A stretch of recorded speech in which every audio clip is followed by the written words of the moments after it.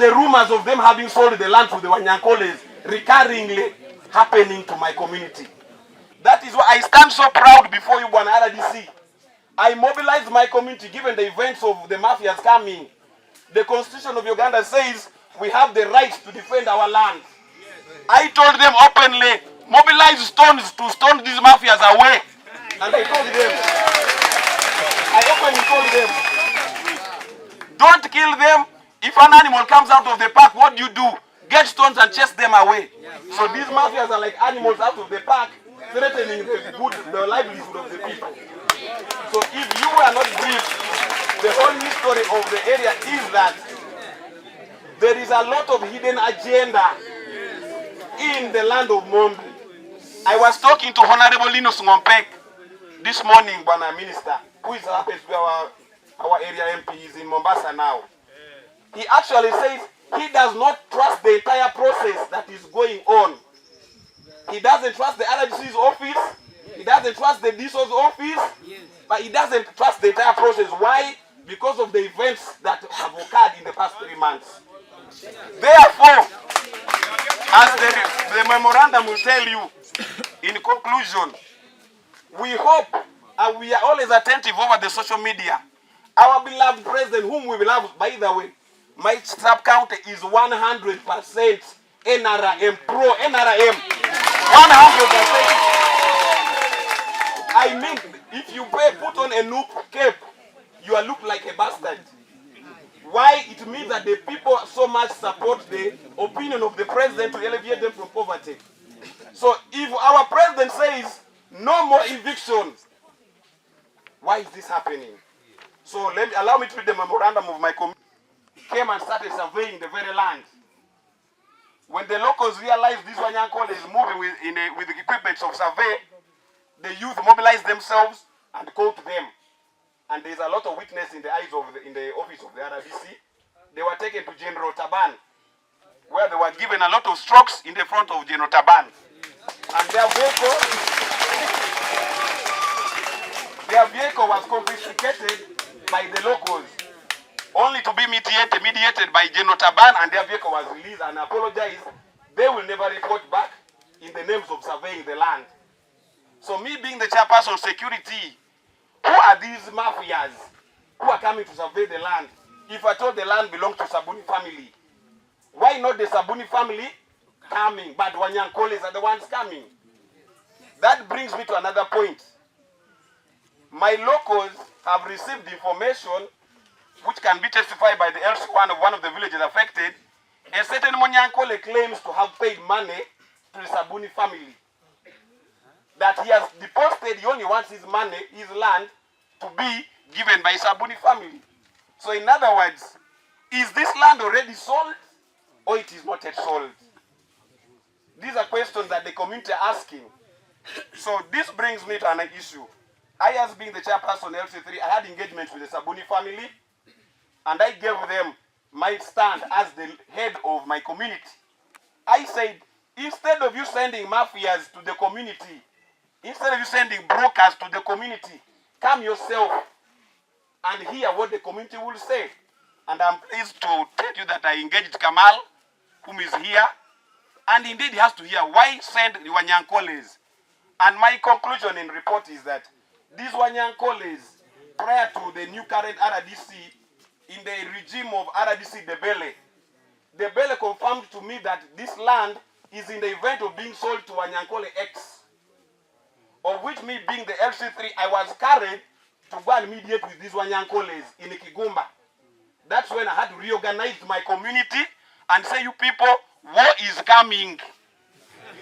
That's when I called them. I told them war is coming. We are already being sold. So if we are being sold, where is the security of the most populated village in Chankende if we are being sold to Wanyankoles? So, Madam Advisor, there is a negative perception that only the Wanyankoles can act mafias in evicting people in Kiryandongo. That is the negative perception that is portraying the good image of our beloved president. And indeed, these Wanyankoles are the ones coming, not even Sabuni family, but the Wanyankoles are the ones coming here in the names of evicting people. If indeed it is Sabuni land, why are the Wanyankolis that want so much in the land? These are questions we are asking.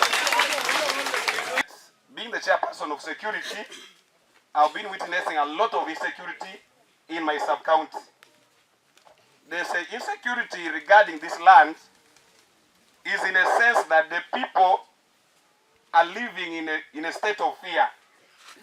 I would have loved to say that His Excellency, the President of Uganda, has, when he came for his campaign of 2021, he talked of a campaign saying that the logo saying, secure your future. And securing your future, my people in Mombi cannot secure their future without securing the land. That's one thing that I will know. If anything to do with securing the future, land comes first in the minds of the locals who are lavishing in poverty within my sub-county. So, when I talk of my people living in a state of fear, I would love to give a report to you. In the past 3 months, people, I would love to call them mafias, have been coming. I would love to say, I'm not so shy to say they were Wanyankoles. They used to come here in disguise that they want to rent land. But in that state, they come with a vehicle full of people with guns. They actually came here under the mango tree. That's when, under this very fene tree, to come to our chairperson LC1. That's when the community were mobilized to only realize there were a lot of guns in the vehicle. So they were rushed with the help of our Giso and me being the chairperson LC3. They were whispered out of the sub-county because we had to intervene because of insecurity. When I reported to my bosses, being the chairperson of security of a sub-county, I reported to my bosses, the RDC, they denied knowledge of where these people came from. Then when these people came, they later on came, they said, no, we reported in the office of the DSO, we reported in the office of the RDC, and when I go to the office of the RDC denies. So me being the chairperson of the security, I feel like there's a lot of threat in the sub-county regarding this very land. Then out of the 29 villages, Mombi, and let me say Chankende parish, is the most populated parish in the whole of the sub-county. And within the most populated parish, the most populated village happens to be Mombi, the village that is in conflict with the land. The people are claiming the land. So where we are seated, the data by UBOS has it that it's the most populated village in the whole sub-county. And a brief of it, Mombi village, Chankende parish, Chankende sub-county, Kibanda North, Kiryandongo district. And by the way, members listen, my MP said I conveyed this. Why should the whole minister come in his constituents and he's not even informed? He was not happy with the whole process because he called me this morning. He personally wanted to be here, but he wasn't informed of your coming, and that was his dismay. So the reference, Memorandum of Community on the alleged plot 11 block 5, 248 hectares. The land in question was acquired by the community from the indigenous Paluo, Chope, and Bunyoro ancestors who lived on this land in 14th century. The other tribes joined them during the insecurity and war up to the current date, where others bought and others were given by their relatives and friends. The population in these 5 villages, i.e. Mombi, Chankende, Kigaya, Kijune, Karagalia, the total household is 15,000, with running population of 25,000 people. Away from dear Honorable Minister, the land in question was occupied notoriously, openly, unlimitedly, continuously, exclusively, of control and consent of agreement from the so-called Sabuni family who are claiming the land. Honorable Minister, right from the time memorial, people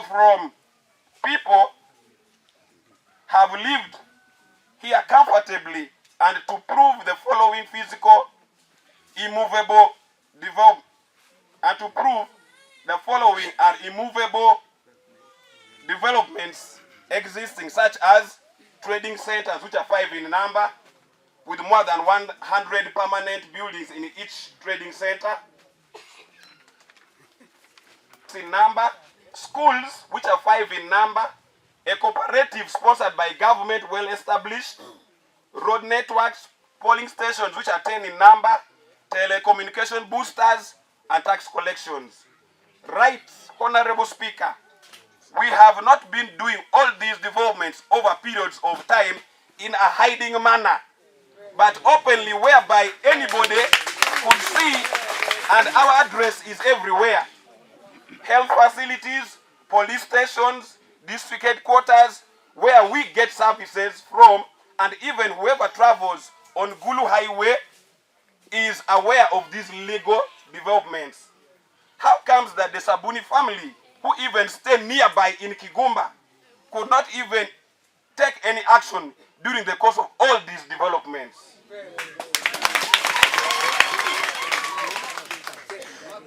But until 2023 is when the first time the so-called Sabuni families sued one of the community members for trespassing and installing the booster and the alleged land that they claim, and yet this booster was installed way back in 2006. In defense of why Isaac and the telecommunication company questioned their whereabouts by the time the installation of the booster, and the Sabuni family couldn't explain, hence abandoning the case. Right, Honorable Speaker, we conclude that even by law, we own this land through adverse possession. Therefore, we strongly reject the Assistant RDC's ideas and attempts of opening the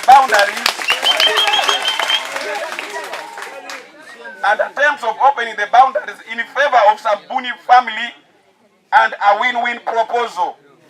We have hope that your coming is not corrupt, but the positive result of security, but not insecurity to this community. Right, Honorable Minister, on the final note, we kindly request you to give us Form ADV1 and ST1 to pave way for that every one of us shall get the title on our piece of land after cancellation of Sabuni's family inappropriate and contradictory lease documents. In conclusion, Bwana Minister, I really feel sorry for Sabuni family, whom I may not prove the authenticity of his documents, but the history, my community has lived here for more than 60 years.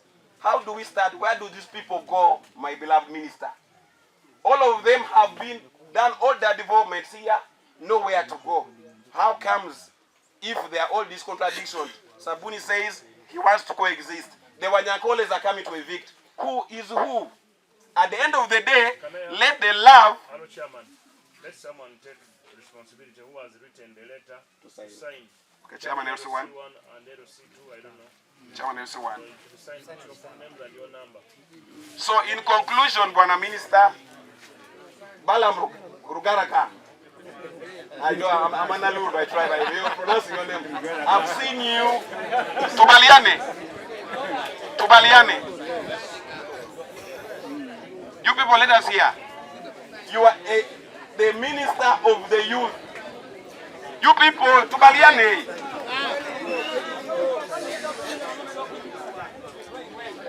Honorable Balam, you are minister of youth. 80% of the people you are seeing here are youth. If they are to be evicted in a meeting where you have sat, how effective would you have represented the youth? I come back to Honorable Minister. I've loved you so much. I've seen most of your videos on TikTok. How you have always stood for the truth. The truth may be that Sabun has the documents. But even my locals have the truth of staying in the land for over 60 years. Where do you take them? My community said, I said this. If I told the Sabuni family have the truth, why not utilize the fund, the land fund? Tell the president that there is a community that is well established in Kiryandongo. Compensate Sabuni family, and we all go on. Isn't it?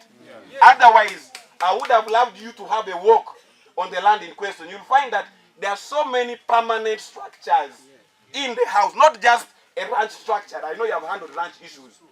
A lot of well-established forms of 40, 50, 60 million shillings well established. These people have education. If when I heard Balaam saying, today we have come to finish, I don't know how you will want to finish it. But the finishing is the security of my people. But what I thought, Honorable Balaam, who Museveni trusts so much, tell the president to compensate the Sabuni family. They only have a lease of 2 years remaining. You are not aware. Only of 2 years. So why not engage Sabuni family and say, indeed, Muzewe, wife, watu yako yuko mbaya huko. Compensate them. I love you, there's no means I love like you. There's a day you had us an RDC all over and they say you are the best means of land. God bless you and may you live abundantly.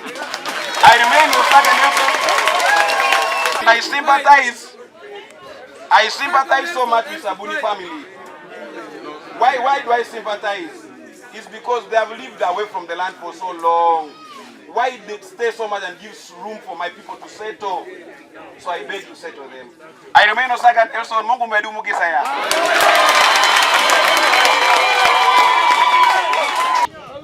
I call the Sabuni family.